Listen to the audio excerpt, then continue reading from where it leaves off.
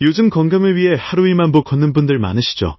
그런데 단순히 1만 보를 걷는 것만으로는 부족할 수 있다는 사실 혹시 알고 계셨나요? 최근 미국과 유럽 공동연구진이 발표한 연구 결과에 따르면 하루 총걸음수보다 더 중요한 게 있다고 합니다. 바로 어떻게 걷느냐입니다. 연구진은 40세에서 79세 사이의 성인 3만 명 이상을 대상으로 무려 8년 동안 걷기 습관과 건강 상태를 추적했어요. 그 결과 하루에 10,000보를 걷더라도 짧게 나눠서 걷는 것보다 10분 이상 연속으로 걷는 것이 심혈관 질환 예방에 훨씬 효과적이라는 사실을 밝혀냈습니다.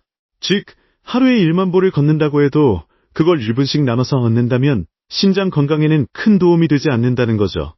반면에 하루에 5,000보만 걷더라도 그걸 10배서 15분 이상 연속으로 걷는다면 심혈관 질환 위험이 절반 이상 줄어든다고 해요.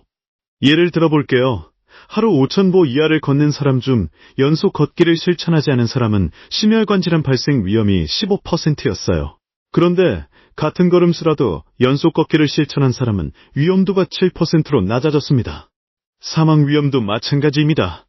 연속 걷기를 하지 않은 사람은 5%였지만 연속 걷기를 한 사람은 1%로 줄어들었어요. 이쯤 되면 걷는 방식이 얼마나 중요한지 실감이 되시죠? 그렇다면 왜 연속 걷기가 더 효과적일까요? 연구진은 이렇게 설명합니다.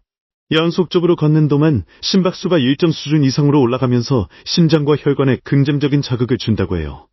짧게 나눠서 걷는 경우에는 이런 효과가 충분히 나타나지 않는다는 거죠. 또한 연속 걷기는 혈압을 안정시키고 혈당 조절에도 도움을 준다고 합니다. 특히 중장년층에게는 이런 효과가 더욱 중요하겠죠. 그렇다면 우리는 어떻게 실천하면 좋을까요? 하루 중 일부 시간을 10에서 15분 이상 연속 걷기로 확보하는 게 핵심입니다. 예를 들어 점심시간에 회사 근처를 15분 정도 산책하거나 퇴근 후 동네를 20분 정도 걷는 것도 좋습니다.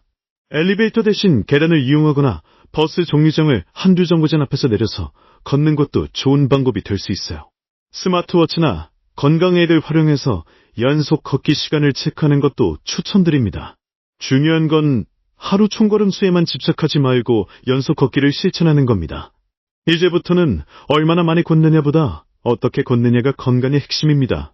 특히 심혈관 질환 예방을 원하신다면 연속 걷기 습관을 꼭 들이세요.